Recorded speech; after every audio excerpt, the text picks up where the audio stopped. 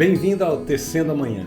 Essa série de podcast vai discutir uma série de assuntos, cultura, meio ambiente, questões das lutas sociais todas que a gente tem, as políticas públicas, como é que a gente vai vivendo e sendo atingido ou pela falta das políticas públicas ou por elas, pela transformação das pessoas que acontece, dos fluxos da economia. Enfim, a gente vai discutir as lutas de emancipação do povo e todas as dificuldades que a gente enfrenta através desse Tecendo Amanhã. Eu quero ler aqui o poema de João Cabral de Melo Neto, que escreveu lá nos anos 60 o seguinte poema: Tecendo Amanhã. Um galo sozinho não tece amanhã. Ele precisará sempre de outros galos. De um que apanhe esse grito que ele e o lance a outro. De um outro galo que apanhe um grito de um galo antes e o lance a outro. E de outros galos que com muitos outros galos se cruzem os fios de sol de seus gritos de galo. Para que amanhã, desde uma linha tênue, se vá tecendo entre todos os galos. E se encorpando em tela entre todos, se erguendo tenda onde entrem todos, se entretendo para todos no todo, amanhã, que plana livre de armação, amanhã, todo de um trecho tão aéreo, que tecido se eleva por si, luz balão. É por isso que eu estou aqui com Marcelino Galo, nosso deputado estadual, ele é funcionário de carreira, né, servidor de carreira da CAR, aqui na Bahia, e se tornou deputado estadual por conta da atuação dele quando ele foi superintendente do INCRA, sobretudo, que foi o superintendente da história do INCRA que mais assentou, fez assentamento de reforma agrária. É o recordista da reforma agrária. Isso marcou a trajetória de Marcelino, de forma que daí, né, Marcelino saiu para fazer aí já o quarto mandato, né, de deputado estadual. Bom dia, Marcelino, boa tarde, dependendo do horário que você estiver nos vendo. Bom dia, boa tarde, boa noite. Isso. A todos que estão nos vendo. E essas personalidades tão importantes que estão aqui. Márcio Meirelles, né, é o homem da cultura, o melhor secretário de cultura que nós tivemos nesse estado, e o homem do Vila Velha. Você vê, Márcio Meirelles é a resistência, ali é a cultura como resistência à ditadura. Então, muito bom estar aqui com o Márcio e com essa figura tão bonita aqui, Mel, né? Mel é dessa coisa que surge agora, que a Bahia precisa conhecer, né? É mel da semiáridas, né?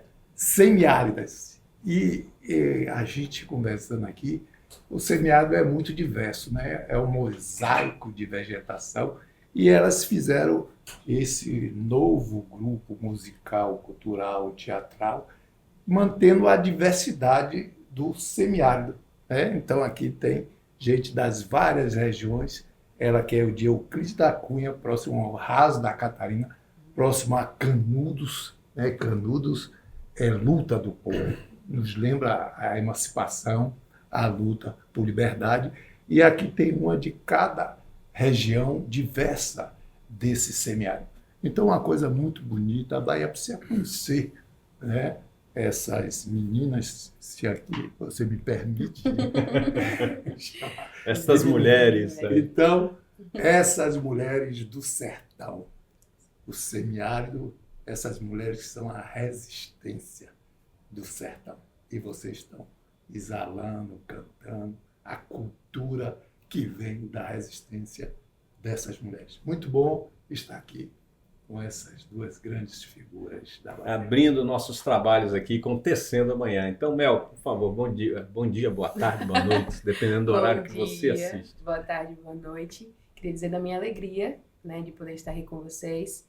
Eu sou Mel do Cumbi, Eu sou natural da zona rural de Euclides da Cunha, de povoado que se chama Lagoa Fechada. Vou um pouquinho junto com as araras azuis de Lear, que se alimentam no quintal da minha casa. E tem uma movimentação desde adolescente com a arte, né? O teatro me trouxe para a realidade do que eu sou, do meu potencial enquanto pessoa, mas ele me trouxe pé no chão, porque aos 15 anos eu tinha uma movimentação, cantava na igreja, tinha esse processo com a arte, mas eu sentia vontade de fazer algo que me desse sustentação, talvez, que me enraizasse, que eu tivesse conectada com quem eu era. E o teatro chegou na minha vida nesse momento, onde eu recebi o convite para ser atriz de um monólogo que conta a história de Maria Dominga de Jesus, uma sobrevivente da Guerra de Canudos, que foi estuprada aos 12 anos pelos soldados quando eles invadiram Canudos, na frente do pai, virou guerrilheira e depois foi enviada para Queimadas, e ninguém sabe o que aconteceu com Domingas. E é uma peça, um monólogo, que traz vários temas densos, né? Pensar o território, me pensar enquanto menina, no caso, com 15 anos, sertaneja, descendente de Canudos, que convive com essa realidade, né? Até os dias de hoje. E vítima de violência, né? Enquanto mulher, nesse contexto, mulher negra, sertaneja. Então, o teatro me deu essa raiz, né? E tudo foi germinando e florescendo, esse contato com a arte dentro da vivência com mulheres. E hoje eu estou aqui, enquanto Mel do Cumbi, mas também enquanto idealizadora e integrante do coletivo de mulheres multiartistas semiáridas. Isso aí. E Mel hoje é atriz formada pela UNEB, Isso. Universidade do Estado, Sim. E também ela é cantora, não é isso? Cantora, atriz, enfim. Eu digo que eu sou ousada, então eu acabo fazendo um bocado de coisa. Teve uma música sua que foi premiada, ou ganhou um festival, ou participa, que é da Ararinha Azul, sobre a Ararinha Azul. Exatamente. Que é da sua região. A Ararinha Azul está no quintal de casa. E há um projeto de preservação da Arara Azul. A música ela surgiu na época em que a energia eólica estava chegando pela região do Raz da Catarina, e as araras estavam sendo ameaçadas, né, pelas hélices, enfim. E ela veio como uma forma de protesto, mas como uma forma mais de celebrar o fato de termos o prazer de ter arara azul no quintal de casa, né? Não é para qualquer pessoa, ela só existe nessa parte do mundo e lá para aquela região. Agora ela está povoando já a cidade de Quijingue, mas ela está ali na região de Canudos e Euclides de Jeremoabo. Então, eu não ganhei o festival, mas eu digo que o maior prêmio eu consegui, que foi fazer, né, a minha família se reunir na Lagoa Fechada para ouvir a rádio e me ouvir cantar, me ouvir dar entrevista. Olha lá. e fazer com que eles falassem para mim depois, quando escutavam as araras cantarem, que lembravam da música, enfim, esse sentimento de pertencimento. Eu acho que o pertencimento ele permeia muito meu trabalho, os meus encontros, e é sobre isso. Ô, Márcio, ouvindo Mel, me conte aí, você se lembra lá das lutas iniciais, você... Avelãs, como é que era? Avelãs e Avestruz? Não. Márcio, que lá no Vila Velha, depois, enfim, tanta luta, né, Márcio, desde a juventude. Conte aí o teatro que foi para você sempre também. Na verdade, ouvindo o Mel falar, assim, me dá uma alegria, né, de esperança, de que é possível. Não lembro de mim, eu penso nela amanhã, nela depois. Nesse coletivo todo, indo, enfim, voar com as ararinhas.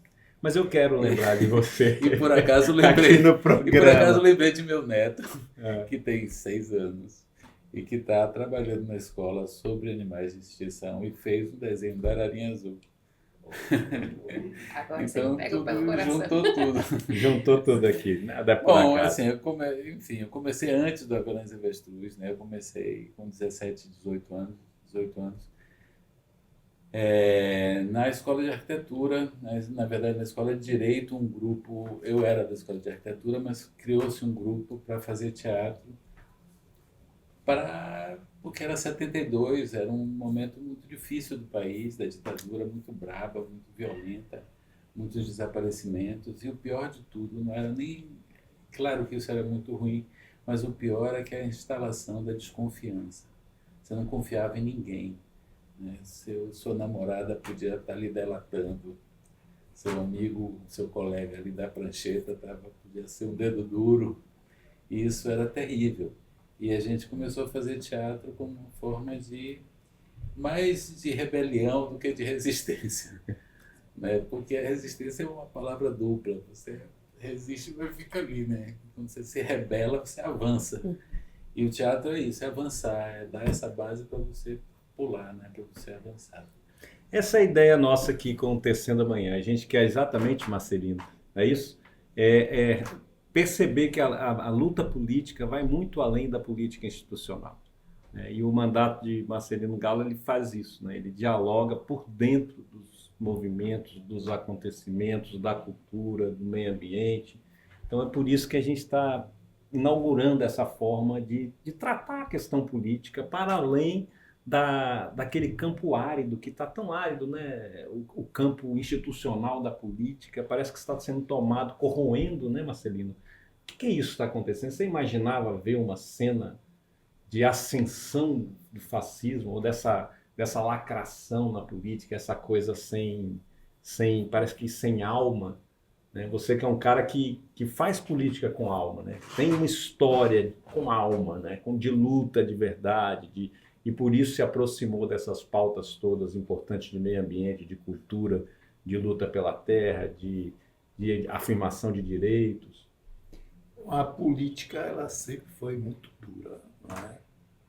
A alma vem de parte de quem quer lutar pela vida, mas aquela classe dominante, como nós temos no Brasil, extremamente perversa e competente em se perpetuar e manter a exploração do povo, a opressão do nosso povo. Então, vivemos um momento extremamente complicado, mas ele não é novo. Os personagens estão aí, são seculares na política, né? As oligarquias se reproduzem e estamos vivendo uma crise aguda do capitalismo, né? E o seu lado mais putrefo, né? A putrefação desse modelo econômico que não vai cair por si. Nós temos que ter todo o apoio, ajudar a trabalhar junto à classe trabalhadora. É preciso que haja uma ascensão do movimento de massa para que a gente possa superar esse modelo. E essa putrefação se manifesta, né? Na opressão à cultura, no desastre climático e ambiental que nós estamos vivendo, que é uma exploração ilimitada, né? Então, nós chegamos ao limite da capacidade do globo, do planeta, sustentar, né? Então, essa crise se manifesta pelos eventos extremos, né, que ocorrem no mundo todo hoje. Não ocorreu só no Rio Grande do Sul, ocorreu aqui bem próximo, aqui no sul da Bahia, né, com muita intensidade.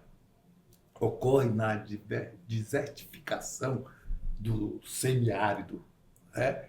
Então, essa vida e essa beleza das semiáridas está correndo risco. É preciso que a gente preserve, né, a caatinga, né, a caatinga feminina, né, que é a maioria da vegetação do semiárido, está ameaçada a produção de carvão mineral, carvão vegetal, né, lenha para ali produção, né, padarias e tudo. Então, isso precisa acabar. Nós precisamos superar esse modelo de super esgotamento que está levando ao esgotamento, né, dos bens naturais, dos nossos rios.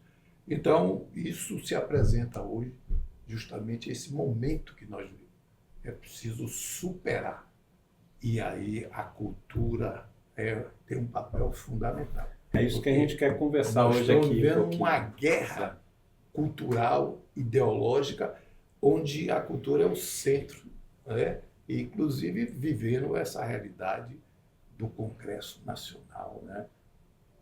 Voltando à urgência de encaminhar um projeto, né, que equipara um aborto de uma criança estrupada a um homicídio, né? Isso é de uma brutalidade, né? Isso é a realidade da extrema-direita, da direita que vai se transformando em extrema-direita para poder manter esse sistema de exploração de classe e de exploração da natureza. Então, chegamos no estágio que o capitalismo ele já é destruidor. Ele não quer só explorar mão de obra e quer acumular riqueza. Ele agora está destruindo a natureza e vai destruir a humanidade. Então, essas personalidades da cultura, esses organizadores da cultura, Márcio, como eu falei, que ele é o Vila, eu vejo ele, é o Vila Velha, que foi lá atrás o espaço de resistência à ditadura. Mas a ditadura ela tinha um consenso na sociedade, ela foi imposta, né, por força bruta, força da arma, da repressão, da tortura, né, e por conta de uma conjuntura do mundo onde se abria um momento de liberdade e do socialismo. Foi as revoluções, e principalmente a Revolução Cubana, que faz apressar a ditadura nesse país.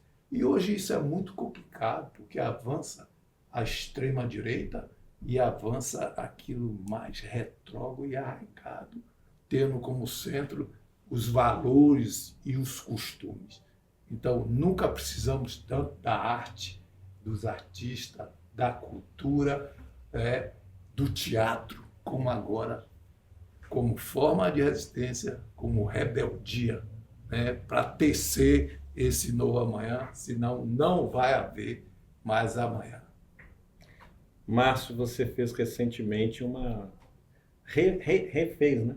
A peça Josefina, Cantora dos Ratos, que é exatamente sobre essas questões mais brutas, né? A brutalização que a gente está vivendo das relações. É de Kafka, né? É de Kafka, é um conto de Kafka, chama Josefina Cantora ou O Povo dos Ratos. É uma rata cantora e um narrador no conto questiona se ela canta ou se ela chia, se ela faz o que todos os ratos fazem ou se ela é especial. Mas tem alguma coisa que tem o chiado dela que não é um simples chiado, porque todo mundo se encanta. Ela consegue encantar o povo, a multidão, e, enfim. E aí vai esse questionamento, né, do que é o artista e do papel do artista. E ela também tem muitas exigências para cantar, para ser quem ela é. E a exigência máxima que ela faz é não trabalhar como todo mundo, porque isso atrapalha ela de cantar, que é o trabalho dela, que é a missão dela, que ela protege o povo através do canto. Então, para ela poder cantar plenamente, ela precisa parar de cuidar do cotidiano. E essa é uma questão, e essa é a questão posta na peça, basicamente. Agora, é uma peça que foi escrita em 1923, ou em 24, né? Num cenário de ascensão do dos totalitarismo, fascismos, né? dos fascismos pela Europa. Pela Europa, e antevia tudo isso, e isso, de alguma forma, também está na peça, né? Na montagem agora. O texto é o conto inteiro, não tirei nada do conto, nem botei nada, só dividi as vozes, porque o próprio narrador, ele se questiona, vai e vem, reflete sobre a importância de Josefina e, ao mesmo tempo, questiona se realmente existe essa importância na arte. Eu acho que é uma questão que nós, artistas, fazemos o tempo inteiro, né? O que é isso? Qual é a utilidade do que a gente está fazendo?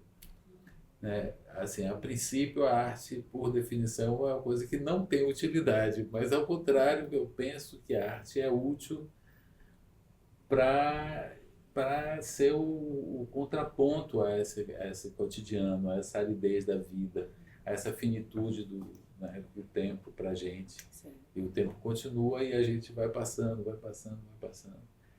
E, ao mesmo tempo, uma reflexão sobre o poder, né? E também há uma reflexão na peça, no conto, sobre o poder do artista, nessa manipulação, né, da população em torno de alguma coisa que ela quer, ela acredita.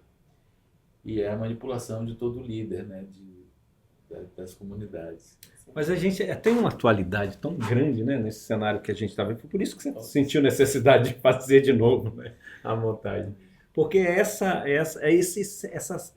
ascensão, de novo, né, eu nunca imaginei que eu viveria, assim, perceber a ascensão do fascismo outra vez, né? Marcelino citou esse PL, né, do estuprador aí, quer dizer que é barbárie. É barbárie, afirmação, os caras não têm limite, onde é que vai parar? Então a gente está vivendo coisas... Marcelino, você se aproximou muito, né? Você que veio das lutas da reforma agrária, das lutas do campo, né? E foi se aproximando muito, né, da pauta da cultura. Não é à toa que quando o Juca Ferreira, ex-ministro, né, da cultura, vem para o PT, ele se aproxima naturalmente de Marcelino Galo. Foi assim, era porque quem estava olhando para a cultura. Era o deputado que estava dando alguma atenção a essa área, compreendendo. É isso que eu quero saber, Marcelino. Eu também, que vim com o Juca, fui chefe de gabinete dele, vinha nessa militância no meio ambiente e na cultura, e naturalmente me aproximei do seu mandato, porque era quem tinha essas pautas. Eu queria saber por que é que isso é pauta sua, quer dizer, por que a cultura se tornou pauta sua, porque você tem, eu vou citar aqui algumas coisas que eu estou me lembrando, você tem a proposta, por exemplo, da criação da Bahia, Cine Bahia, né? Eu ia falar Bahia Filmes, né? Cine Bahia, que é a empresa baiana do audiovisual, né? Para bombar o audiovisual, que vai sair, né? Você tem iniciativa com lei para a valorização do autor baiano, do livro baiano, da editora baiana, que é projeto de lei, ou já foi, não sei. Você tem diversas leis e trabalhos de apoio à OSBA, à dança.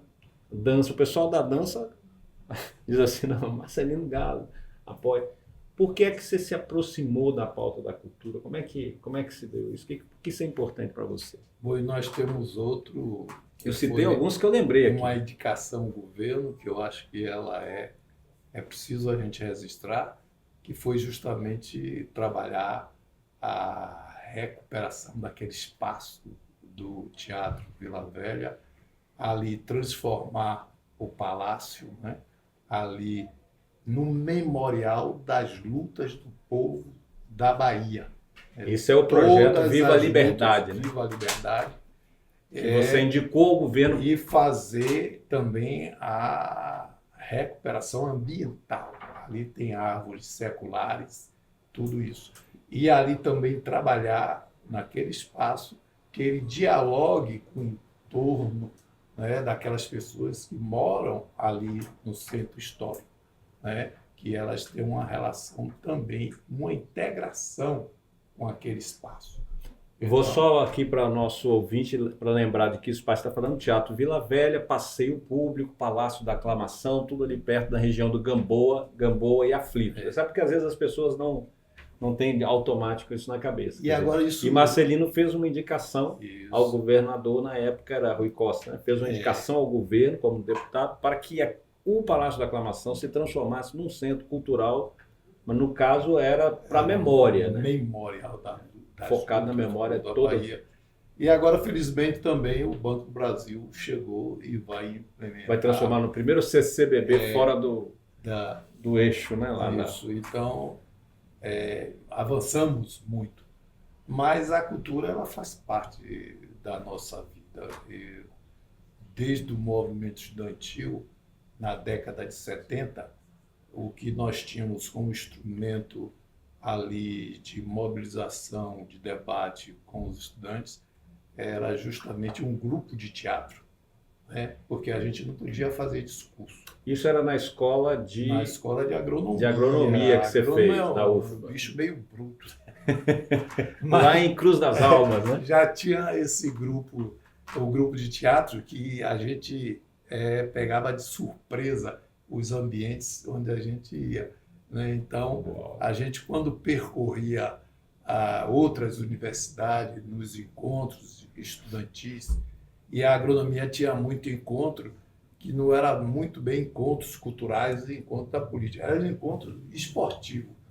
Aí a gente entrava com o teatro, né? Depois fechava a Uni, somos nós, a Uni é a nossa voz. Então, todo aquele processo de reconstrução da Uni se deu muito, né, por esse grupo de teatro que tinha na escola de agronomia. Isso Então, nos anos 70, 80. 70, a década, nós entramos em 76 ali, Isso. a repressão. O exército invadiu a escola de agronomia, a polícia militar invadiu a escola de agronomia. À época, o secretário de Segurança Pública é Luiz de Carvalho.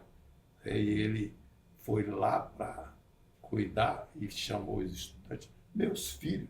Mas como já viu filho tratar, como pai tratar filho com metralhadora, com cachorro, né? Então, a cultura é uma presença muito significativa, é um elemento da vida fundamental, né? Então, não temos como separar. A cultura faz parte disso. E o meu apreço, essa minha forma de nos colocar à disposição, né? E às vezes a pessoa não compreende. Esse agrônomo aí não é muito chegado nessa coisa, como é que ele está. O cara é agrônomo, alfacinha. É podemos alfacinha. manter relações extremamente importantes, né? Principalmente o Márcio, né?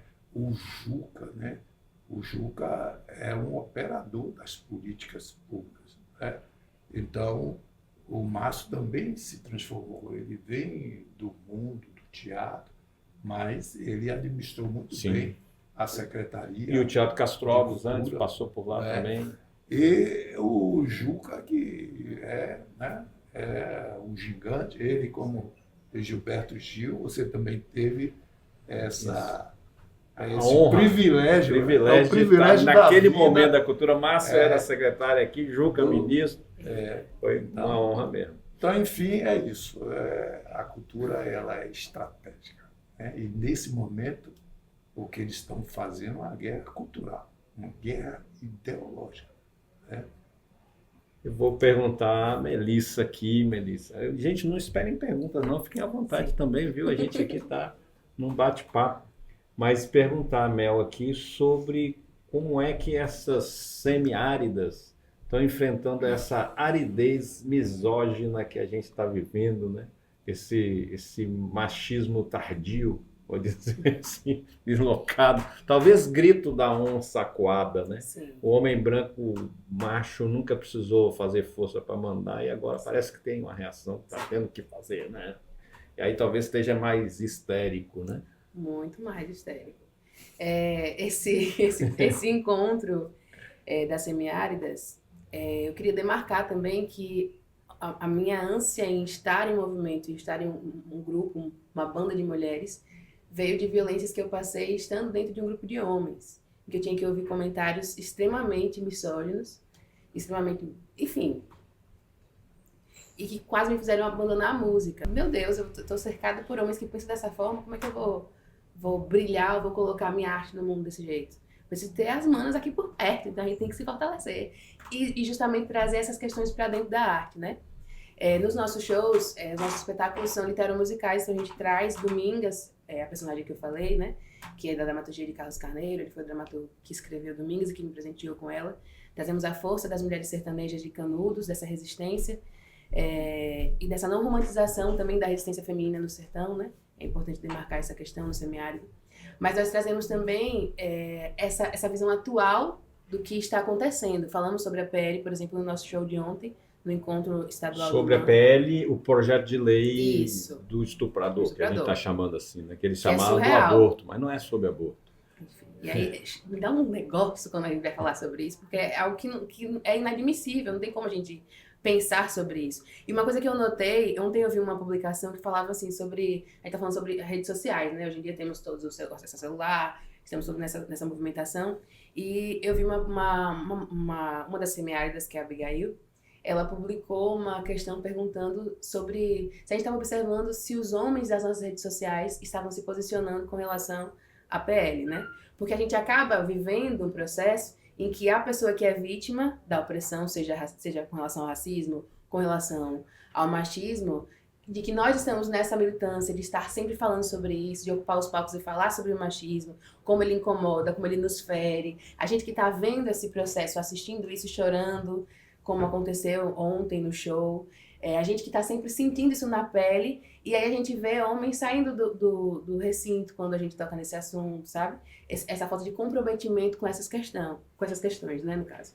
Então é bem importante demarcar a vivência, a militância, a política, como um espaço em que é um processo que vocês precisam se colocar, né? A gente tá falando sobre esses absurdos há muito tempo, né? Desde que eu nasci e me entendi como mulher, desde que o primeiro amigo do meu pai me olhou de uma forma que me deixou incomodada, que eu tô pensando, opa, é estranho viver nesse mundo, o que tá acontecendo, sabe? Então é bem importante demarcar essa importância de assumirmos isso, né? Não é só falar sobre o machismo é complicado, mas como é que a gente age no cotidiano, né? O que é que a gente faz efetivamente para que esses absurdos não sejam propagados, né? Não sejam colocados como normais. E a Semiáridas vem desse lugar de tipo, enquanto a gente não conseguir andar na rua tranquila, a gente vai ter que tá se reunindo para falar sobre isso, né? Queríamos que a gente pudesse estar reunida só para falar da delícia que é ser mulher, de como é poderoso essa união, de como é magnífico parir uma arte produzida por mulheres, ter várias mulheres no palco, enfim, mas não é só isso. Então é bem difícil, mas estamos avançando em muitos outros pontos, né? E trazemos sempre nos palcos a força. Como o Marcelino falou, nós somos de vários territórios de identidade da Bahia. Eu represento o território semiárido Nordeste 2, Letícia, que vem do Jorro, o território do Sisal, Maria, que vem de Feira, representa o Portal do Sertão, Vone, que vem de Jacobino, Piemonte da Chapada. Então, cada uma vai representar um território de identidade do semiárido do Nordeste da Bahia, né? E de Vitória dali da região Peba. E trazemos outras mulheres conosco para o palco, né? Então, são 7 mulheres que trazem 7 territórios, mas que trazem outras 70, 7 mil, enfim, mulheres também. E esse resgate ao processo da ancestralidade, que não é algo do passado, é algo que está agora O e futuro continuará. ancestral. Isso, o futuro é ancestral, com certeza. Então, trazemos as nossas composições, é uma reunião, e eu acho que isso vai ganhando sentido também no fazer, porque estar aqui hoje com vocês me emociona, porque me prova sobre a importância desses movimentos, sabe? Da gente poder recatingar não só o território e falar sobre a Caatinga, sobre o semiárido nesse sentido da localidade, mas também do reesperançar, a gente poder sonhar em dias melhores, em futuros melhores, e não haverão peles como essa. Enfim, e em que crianças, em que meninos como o seu neto possam estar mais atentos ao processo da Ararinha, ou possam visualizar mulheres nos palcos, né? Enfim, que isso seja cada vez mais comum e normal. Pra gente, e eu falo de uma realidade enquanto pessoa do sertão e da Lagoa Fechada, né? São várias camadas, até eu chegar no curso de teatro, até eu fazer parte da primeira turma da licenciatura em teatro da UNEB, de escassez, e de escassez de cultura, assim, de cultura não no sentido de acesso mesmo, né? Se fosse para mim esperar ter um acesso a uma peça de teatro na Lagoa Fechada, eu não teria acesso até hoje.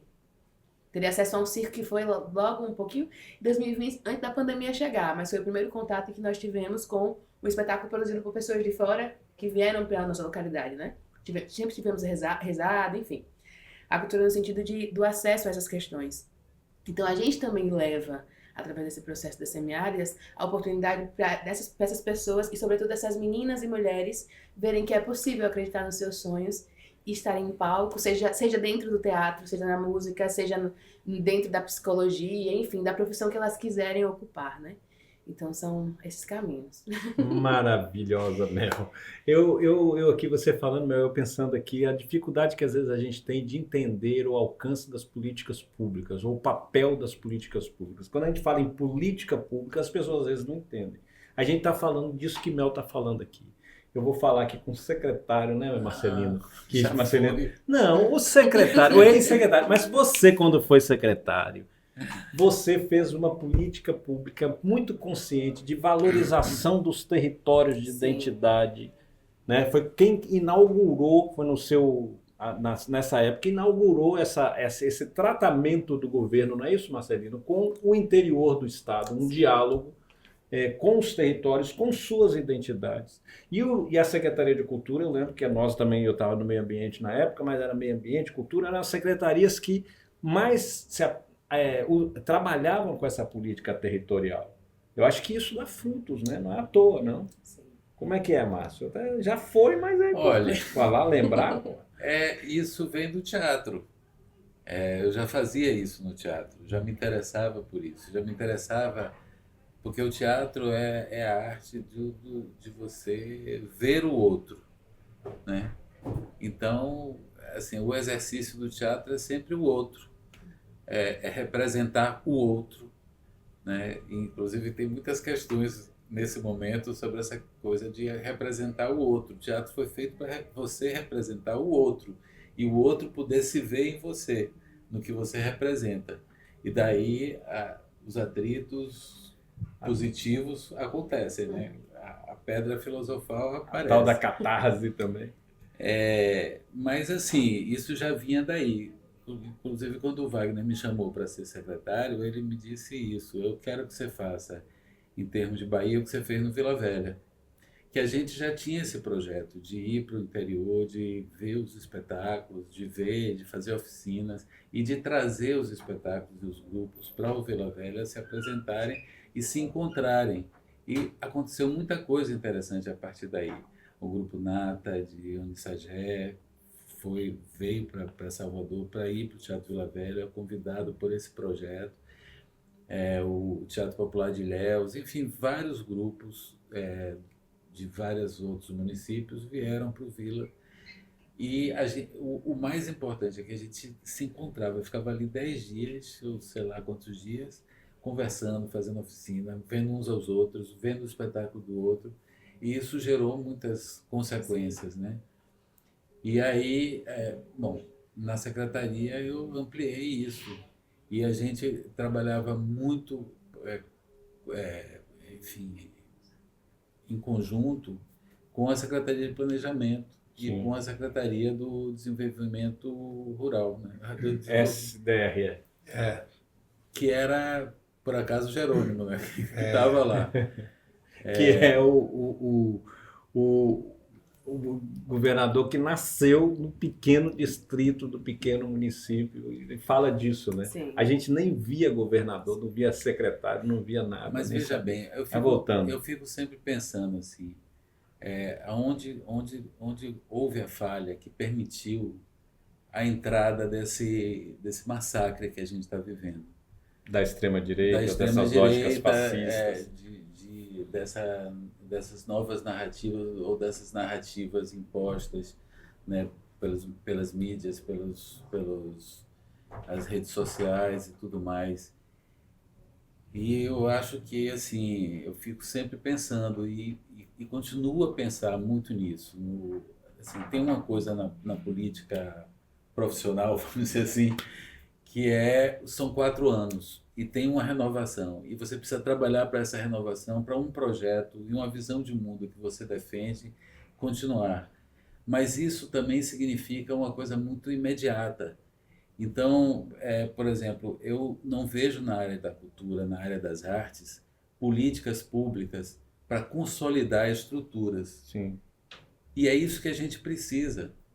A gente mal estava consolidando estruturas, né? E quando teve a pandemia, quando saiu o Juca, enfim, mudou o ministério, Ana de Holanda desconstruiu tudo que estava sendo construído e, enfim... houve até uma criminalização dos pontos de cultura na época. E tudo isso. Então, quer dizer, a gente nem conseguiu se consolidar como estruturas, né? Falo estruturas, os espaços, os coletivos. São estruturas, vocês são uma estrutura que podem gerar e podem produzir, reproduzir e executar políticas públicas. Mas você não pode ficar batalhando pelo seu próximo show. Entendeu? E receber uma grana para você fazer seu próximo show e acaba ali. E você nem pode cobrar, porque é o dinheiro público que implica que você tem que cobrar muito pouco ou não cobrar nada. E como é que cria um capital de giro? Como é que cria? A gente vive num estado e num sistema capitalista, então precisa de um capital de giro para a gente poder se sustentar, para a gente ter uma independência, para a gente dizer, eu quero fazer isso, vou fazer. Não ganhei edital, não ganhei edital, mas eu vou fazer, porque eu tenho que fazer, porque eu preciso falar disso. Sim. Então, eu acho que não há um pensamento sobre isso, sobre essa continuidade, sabe? Sobre essa sustentabilidade. Então, a gente sempre está batalhando por uma nova lei emergencial, por uma nova lei Aldir Blanc, por uma nova lei Paulo Gustavo, e não se pensa em estruturas. Se falar em estrutura, eu vou puxar aqui uma... Eu entendo claramente, não, né? Porque só concluindo, porque assim, porque essas estruturas fazem política pública. Sim. O Teatro Vila Velha sempre produziu política pública há 60 anos, propõe e executa políticas públicas de inclusão. Por que tanta gente surgiu no Vila Velha? Vai, não vem alguém... Gal Costa começou no Vila Velha, não sei quem começou no Vila Velha. Volta, Zé né? Lito Miranda começou no Vila Velha. Caetano disse que quer se aposentar e ir pro Vila Velha, né? Ficar cantando. Ele disse. Então, você vê dia a dia que milhares de pessoas apareceram no Vila Velha. Por quê? A gente, ou o Teatro Vila Velha, constrói essa base em altos e baixos. Eu estou vendo agora, por causa da exposição dos 60 anos, eu estou vendo muitos documentos, né? Então, surgiu o documento de João Augusto, o texto de João Augusto, que a gente usa no final de Josefina, que fala exatamente sobre o artista, sobre aquele que vai ser artista porque se sente diferente e que ele precisa, ao ser artista, entender que ele é igual a todo mundo e ele tem que exercitar esse coletivo nele e outras coisas mais. E agora eu estou exatamente vendo um período que o Teatro Vila Velha fez um acordo com a Fundação Cultural na época de João Durval. Foi um desastre. Um desastre. Eu tenho pastas e pastas e pastas de CIs, de nota fiscal, de burocracia. E o que aconteceu artisticamente? Que proposta teve aí? Né? E eu vejo que existe também uma tendência de retomar um Estado que produz os eventos e não um Estado que fomenta a produção, né? Que incentiva a produção. Sim. E passa para si porque tem um controle sobre o que está sendo produzido. Isso é uma loucura. E eu queria fazer E isso é algo que eu tenho observado muito. Eu tenho 24 anos, gente. Então, assim, muito do que vocês falam, eu fico assim. E sou da Lagoa Fechada. Então, assim, o acesso a essas discussões me veio já dentro do processo do teatro, indo para a universidade, né? E eu sou fruto das políticas e da atuação do seu trabalho na secretaria. Quando eu conheci Karine, ela me falou de você, eu fiquei apaixonada, e quando eu te conheci, eu entendi tudo que ela estava falando. Enfim, um cheiro para Karine, inclusive. Karine Faria, professora da licenciatura em teatro. Atriz maravilhosa, multiartista, enfim. E eu fico observando esse processo, eu sou fruto disso, e fico observando esse processo dentro do sertão. E a gente tá numa época de São João, né? Quando esse processo junino, desse fomento a esse processo que eu sou prima de Pedro Sertanejo, percussor do forró em São Paulo, eu tenho vários parentes que são sanfoneiros, e eu vejo a necessidade deles de lutarem para ocupar espaço no São João. E concorrendo com atividades muitas vezes até financiadas de grupos já que vão destruindo uma tradição. Até. A tradição, é isso, né? A gente vai eu me pergunto, e não só eu, como muitas pessoas, o que está acontecendo, né? Onde foi que a gente se perdeu? Onde foi que a fogueira parou de ser levantada? Onde foi que a gente parou de batizar alguém na fogueira? E de viver esse São João como um São João mesmo, né? Enfim, são muitos pontos. Pode ir. Eu queria que, Marcelina, a gente está falando, o Márcio falou da coisa de estruturar, né? Você faz sempre indicações, como fez, né? Que acabou gerando algo parecido com o que você tinha indicado, lá no caso do CCBB, né? Que vai ali, tá junto com a reforma do Vila Velha, para acontecer junto ali a valorização daquela região, do passeio público. Mas você fez, por exemplo, teve uma atuação fortíssima numa coisa que parece que vai sair agora, uma estrutura, que é a Cine Bahia, né? Como é que foi? Você teve uma interlocução com... Quer falar um pouquinho sobre isso? Sobre a questão do audiovisual, a estrutura do audiovisual, para a importância dele para a identidade desse Estado? Claro, essas iniciativas, elas nascem da vida real. E ali foi o Walter Lima, o pessoal todo, né, o audiovisual, que me procurou, no sentido de, inclusive, ajudar na elaboração do texto. A gente só deu o formato legislativo, né? E, felizmente, o Jerônimo, governador, ainda candidato, ele se comprometeu a, se eleito, ele garantiria a implantação. E o que significa para a Bahia ter a Cine Bahia? Fundamental é a garantia de você ter políticas, né, de você ter recursos necessários, tendo todo o cuidado com o que Márcio falou aí, para poder apoiar e difundir, principalmente o que existe de real na sociedade. Assim foram todos os nossos projetos de lei e principalmente aqueles que foram aprovados, né? Nós tivemos também a felicidade de aprovar, né, a Política Estadual de Agroecologia e Produção Orgânica para o Estado da Bahia, que tem 8 anos tramitando. Nós elaboramos justamente quando o Jerônimo Rodrigues era da SDR, né? Ele era secretário e ele, ao ver aquela iniciativa, ele nos convidou como secretário para que a gente aprofundasse a discussão ali e formulasse aquilo como uma iniciativa do Executivo. Foi a primeira lei que ele promulgou, né? E ele se elegeu. Agora, né? governador. E agora ele implantou o projeto. Falta regulamentar, mas ele já está tratando disso, mas foram 8 anos tramitando, né?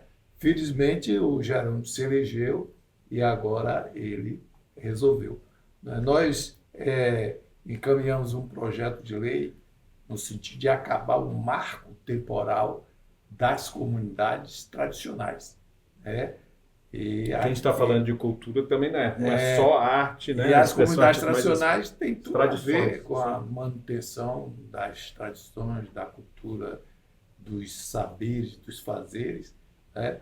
E houve a aprovação de um projeto na Assembleia Legislativa que estabeleceu um marco temporal para que essas comunidades, e aí atingindo em cheio as comunidades de fundo e fecho de pasto, elas pudessem se autorreconhecer e demandar a demarcação dos seus territórios, a regularização fundiária. E o que você fez? Eu fiz um projeto para acabar com essa iniciativa.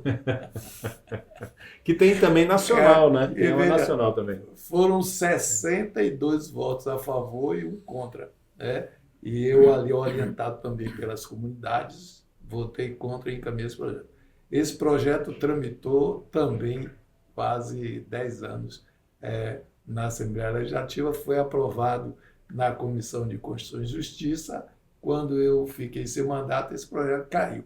Agora, veja a história, como funciona. O Supremo Tribunal, né, foi dada entrada no Supremo para julgar a inconstitucionalidade disso. Depois de 10 anos, julgou e a Rosa Weber usou a justificativa desse projeto, né, falou que esse projeto tramitava na Assembleia. Deixa eu entender, quer dizer, o seu projeto de lei subsidiou a Rosa Weber no voto dela. E a Defensoria Pública da União, ela leu ipsiliter a justificativa do seu projeto. Então, isso que é a felicidade, né? Então, é a felicidade pública ter a oportunidade de festejar. Sim. E celebrar, né, junto com as comunidades. Uma luta de décadas, né? Então, assim funciona o legislativo. Assim funciona o Estado brasileiro, principalmente com as classes que são subalternizadas, né? Então, nós temos esse aparelho institucional que é ali extremamente cruel com a realidade da vida. Ele é rápido para atender a interesses, né? Deixa eu entrevistar. Vai lá. Vem cá, Marcelino, por que você acha que existe uma dificuldade enorme no executivo e no legislativo de entender que a arte e a cultura são alicerces de economia e de desenvolvimento. Pensam sempre na arte e na cultura como um entretenimento, como uma coisa que a gente está se divertindo e não trabalhando. E que o que a gente faz, como eu falei, não tem essa utilidade de educação, de saúde, de formação. Você pensa o que era a pandemia sem arte? O que seria do ser humano? Todo mundo trancado dentro de casa, sem um filme, sem uma música, sem um livro, sem fantasia, sem imagens, sem imaginação. Por que que o Estado tem dificuldade de entender isso como uma coisa estruturante e tratar isso como indústria, como agricultura, como alimento também? Porque para mim isso é um mistério, porque os caras que eu conheço, você, etc e tal, entendem, dialogam e tal, mas o Estado não consegue. O Estado é um elefante, né, ali que anda nas costas da sociedade. Então, para o Estado entender, mas o governo, que é o gestor de parte desse Estado, que eu diria que nós teríamos a obrigação de entender, porque é fácil entender. É uma cadeia produtiva que emprega muita gente, que deveria ser prioridade do ponto de vista da própria diversidade, né, das profissões, diversas profissões, né, que o mundo artístico, cultural, do teatro, né, da música incorpora, né, incorpora todo tipo de profissional. Então, o investimento nisso é geração de emprego, de renda e da felicidade, né? Da felicidade geral, né? Porque você falou como sobreviver na pandemia sem ouvir o filme, a música, né? Então, eu acho que essa dificuldade já devia ter sido superada. Nós temos que trabalhar para que isso aconteça, porque é fundamental a economia, esse setor, vendo ele, né, como gerador de renda, de emprego, né, e de atendimento de uma necessidade que todo mundo tem. É humana a necessidade, né, de você se deliciar com a cultura, com o teatro, né, com o cinema, com a música, né? O Marcelino, e Márcio também, veja bem, Mel. Eu aqui, Camila, eu ia falar Camila. Melissa. Sim. Eu sou assim, troco os nomes todos. Outro dia foi o seu, né, João? João, nosso diretor aqui de estúdio. Eu fui falar dele, o nome não veio. Eu disse, não. Mas eu faço isso com minha mulher, com meus filhos, mas vamos lá, a idade piorou. Mas, Galo, eu queria, pensando aqui o seguinte, a gente está vendo agora a invasão cultural da Coreia do Sul. E aí todo mundo se perguntando, pô, a Coreia está bombando, né, no audiovisual, na música. Minha filha mesmo é fãzoca, agora tem 11 anos, está fã de grupos lá coreanos. Aí eu digo, pô. Aí você vai olhar, os caras aplicaram todo o programa Gil e Juca, de economia da cultura, de cultura como indústria criativa, que inaugurou essa discussão no meio, né, no executivo brasileiro, né? Essa ideia da cultura como uma indústria criativa, capaz de gerar não apenas recursos econômicos, mas sim muitos, mas também fortalecer a identidade nacional, fortalecer a imagem do Brasil, enfim, todos os aspectos. E a Coreia aplicou isso, está aí, está invadindo tudo aqui. É resultado de política pública. Você acha que a gente consegue fazer isso? Você aí na sua experiência com as políticas públicas, você que é um paciente e insistente deputado aí no que você acredita. Você tem uma história nisso. Nós temos que lutar muito para que isso aconteça. Nós somos somos uma sociedade que somos atualizada tecnologicamente, vista como um mercado para consumo de mercadorias, né? que aqui se aproveitam desse grande mercado. Nós nunca vimos e não fomos incapazes até hoje, não nos permitiram, a correlação de força também, que a gente se construísse enquanto nação. Nós temos povo e temos território, mas essa construção de uma identidade, né, que possibilite a gente se manifestar enquanto uma nação, né?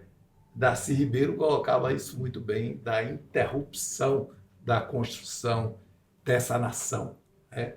E aí sempre os processos de interrupção via o braço armado do imperialismo, né? Das classes dominantes, que são os militares, né? Sim. Que de forma, né, corriqueira, Cíclica, sempre que o povo brasileiro via esse desabrochar de um projeto na de nação. construção da democracia, da liberdade e principalmente da consolidação e afirmação, conquistas de direitos, né? Então nós perdemos essa batalha. Veio aí, né, a ditadura, ela foi, agora a história mostra, claro, a intervenção que teve os americanos nesse processo, o embaixador americano conduzindo ali todo o processo, né, para inviabilizar justamente a afirmação e a construção dessa nação.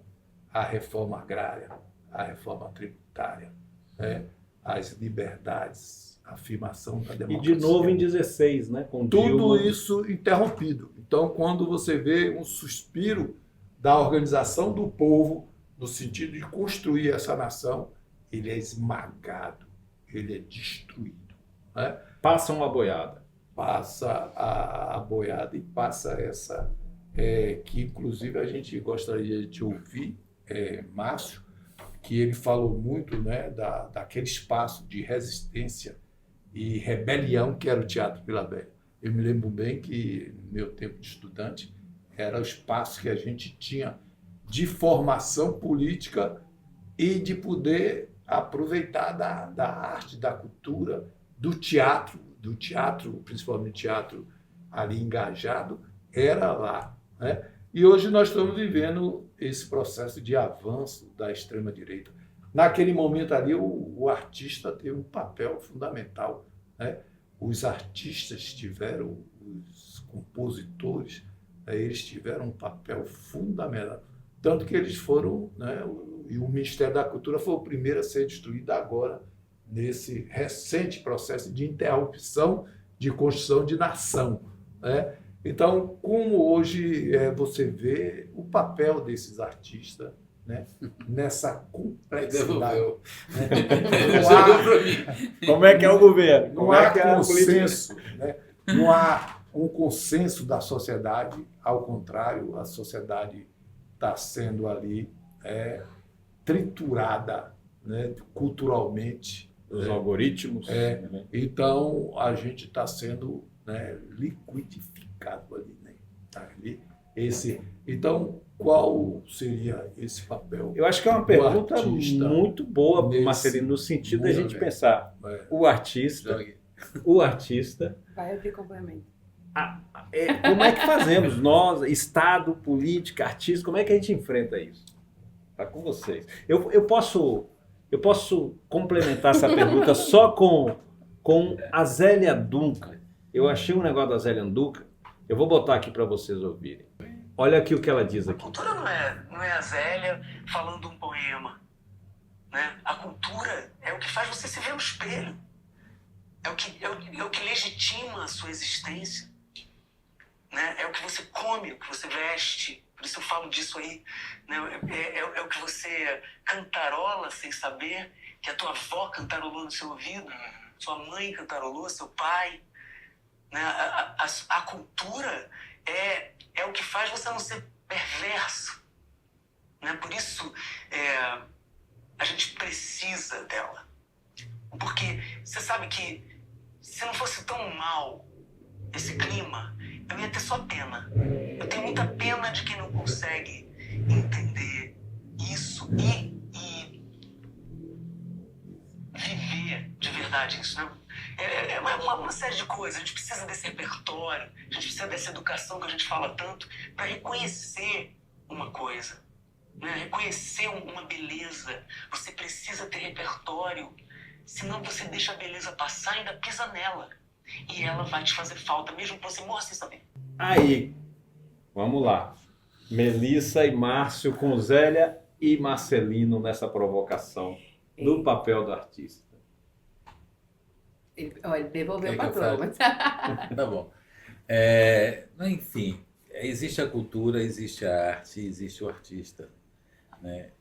A arte é uma atividade, vamos dizer, da cultura, né? A cultura é você ir ao teatro, ler um livro, né? Coletivamente pensar nisso, isso, rememorar, ter repertório, isso é cultura. Mas fazer isso, criar esses objetos que não existiam antes, a cultura é sobre o que existe e a arte é sobre o que não existe e que você inventa, né? Inventa a partir do que existe, a partir de sua história, a partir de tudo. Que lindo.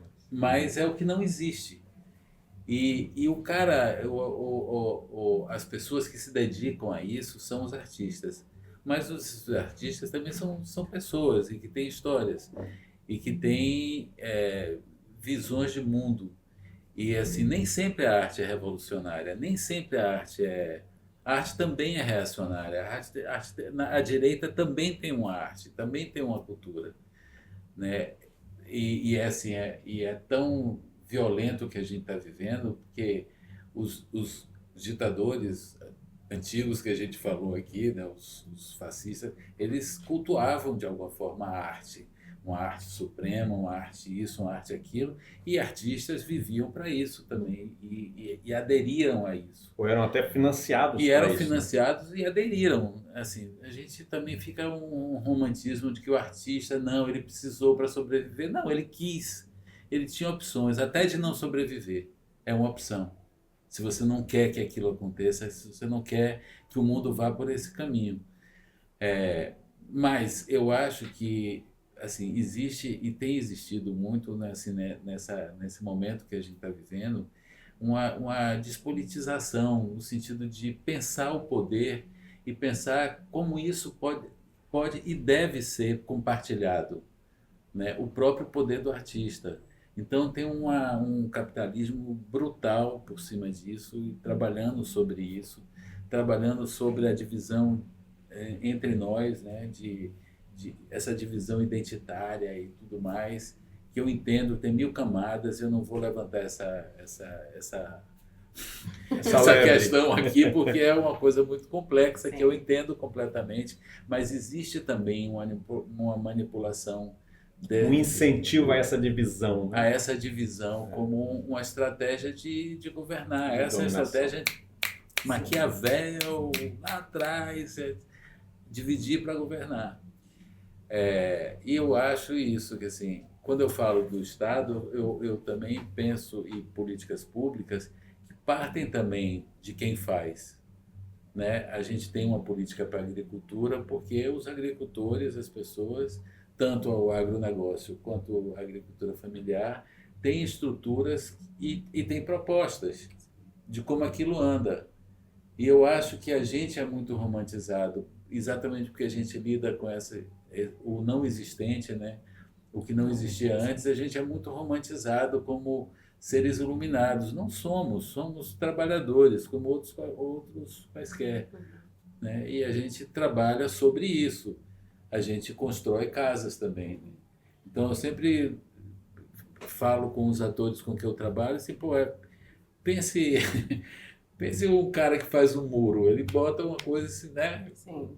Mistura, né? Faz aquela mistura da argamassa, bota um tijolo, argamassa, tijolo. e constrói o muro. Ele não tem que se emocionar com isso, ele tem que construir um muro, porque um muro é necessário, ou uma parede é necessária, ou uma porta é necessária, ou uma ponte é necessária. Ou representar aquele personagem no palco é necessário naquele momento. Dizer aquela fala é necessário, né? Então, como é, e por que isso, e para quem você fala? Então, assim, eu acho que a gente precisaria ter uma consciência maior de classe, uma consciência maior de onde a gente está e de que mundo a gente quer, e que não é um edital que vai salvar a gente. Exatamente. E que a gente não tem que ficar pedindo edital. Ao contrário, a gente tem que pedir agora estruturas. Edital foi uma coisa importante num determinado momento. Há 20 anos atrás, 15 anos atrás. Hoje em dia não é mais. Hoje em dia é preciso que se fortaleça estruturas que foram até, começaram a ser consolidadas e que foram interrompidas nessa consolidação, para que essas estruturas possam fazer editais, né? Distribuir, redistribuir. E eu acho que é bem importante, e eu estou representando esse lugar, né, o Sertão, a gente pensar nessa estruturação e nesse compartilhamento, nessa formação dentro dos sertões, né, dentro desse processo. Porque se eu não sei como ter acesso a esse processo, ele não é inclusivo para mim, né? Se eu não estou tendo esse amparo, esse suporte, ele não me é inclusivo. Então, essa descentralização que tu começou e que eu já disse que sou fruto disso, né? Dentro do curso de teatro, e fora dele também, sobre esse impacto, é algo que começou e que precisa se estruturar e continua, né? A gente vai vivendo e vai vivenciando coisas, e é muito importante que a gente tenha esse olhar. E quando você fala sobre esse processo do fortalecimento da estrutura, eu sinto falta dessa estrutura. Sinto falta de ter esse conhecimento, né? E de ter essa formação para estar ocupando esses espaços. E eu acho que esse encontro com as meninas, ele dialoga diretamente com o que vocês estavam falando, né? No sentido da segregação, desses diálogos. Estarmos em um coletivo de mulheres é um processo de cura. Quando eu penso no processo da cultura, eu penso em uma comunicação que é ancestral. A gente resgata muitas coisas, né? E essa movimentação com as meninas é um processo de cura, porque a gente se cura enquanto mulheres, e a gente cura um processo de negação e de falta de unidade das mulheres que vieram antes da gente também, né?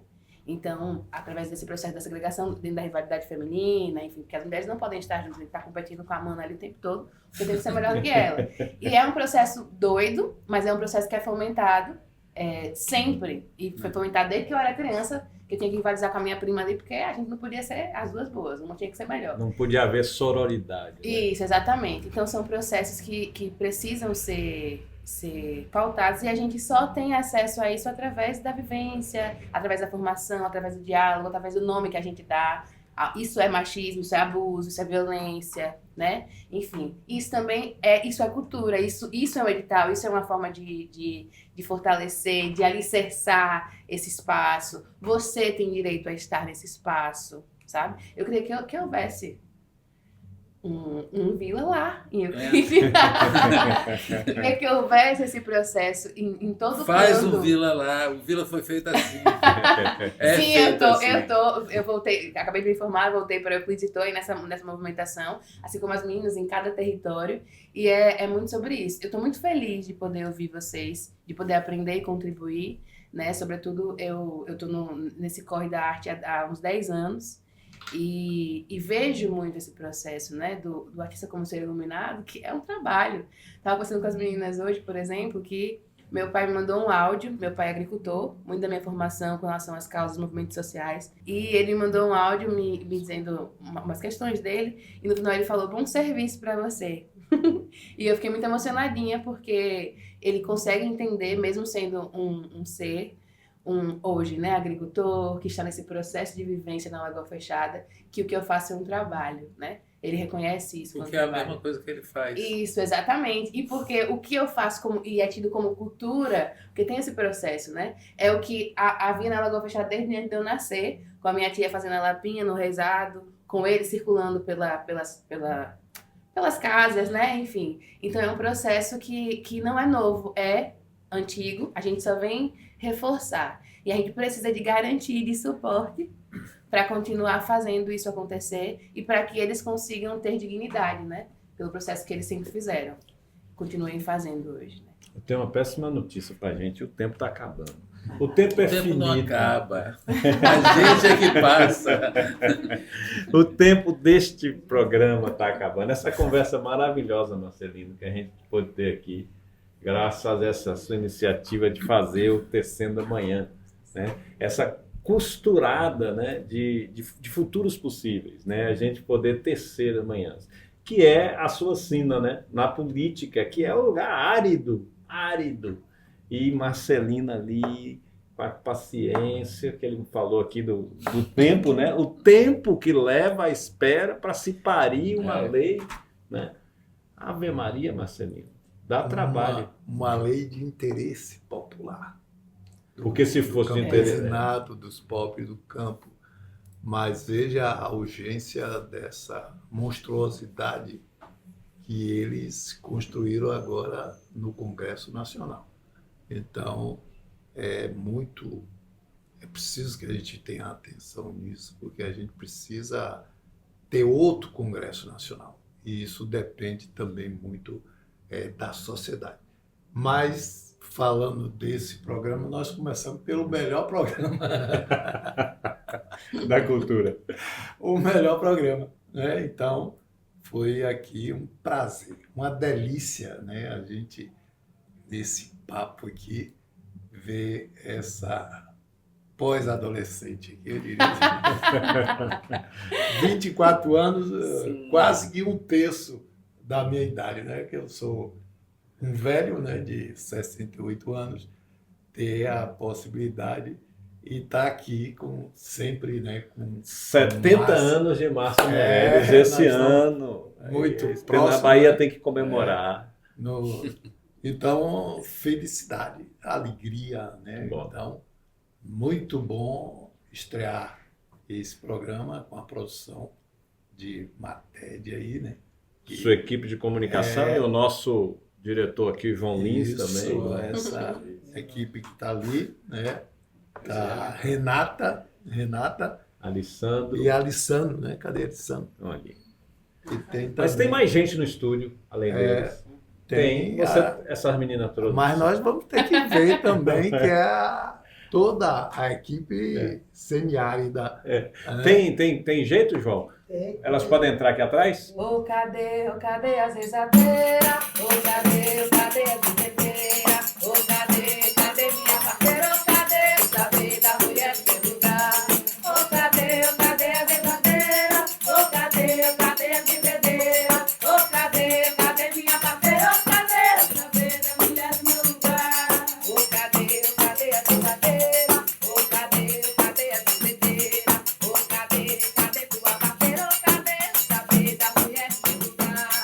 Ô, cadê a verdadeira? Ô, cadê a verdadeira? Ô, cadê minha parceira? Ô, cadê da mulher do meu lugar?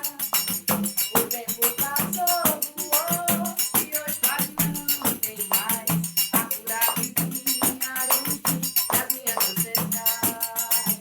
O tempo passou, voou, e hoje quase não tem mais a cura que vinha juntinho das minhas ancestrais. É tempo de olhar pra trás pra poder olhar pra frente. É tempo de olhar pra trás pra poder olhar pra frente. É tempo de olhar pra trás pra poder olhar pra frente. É tempo de olhar pra trás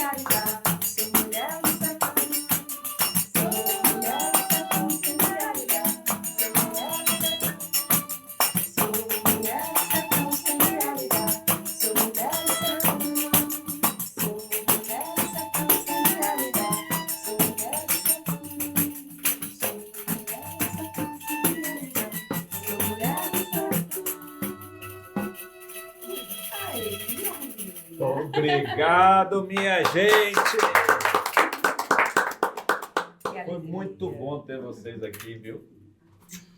Prestigiando aí, hein, Marcelina, essa abertura desse programa. Márcio, muito obrigado também. Muito obrigado a vocês todos. Fazer aqui no coletivo. Marcelino, essa é uma ideia genial, Marcelino, da gente discutir política em outro nível, né?